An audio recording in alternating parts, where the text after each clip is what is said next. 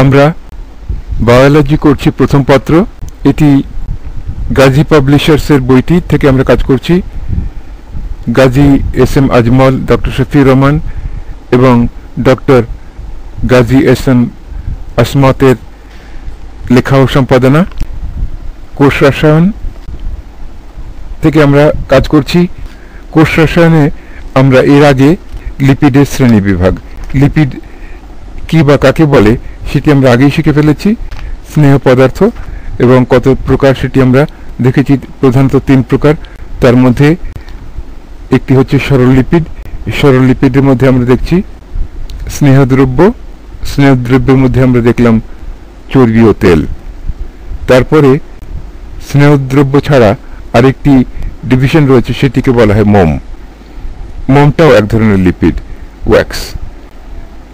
Fatty acid trihydric অ্যালকোহলের পরিবর্তে monohydric alcohol বিশিষ্ট উপাদানের সঙ্গে এস্টারভূত হলে তখন তাকে মোম বলে। তাহলে আমরা অ্যালকোহলটি গিয়ে দেখি পৃষ্ঠা উল্টে, গ্লিসারল। এটিতে কি রয়েছে? ট্রাইহাইড্রিক। এটি ট্রাইহাইড্রিক অ্যালকোহল, মানে 3টি হাইড্রোক্সাইড রয়েছে এর মধ্যে, OH গ্রুপ 3টি রয়েছে, তার মানে ট্রাইহাইড্রিক অ্যালকোহল।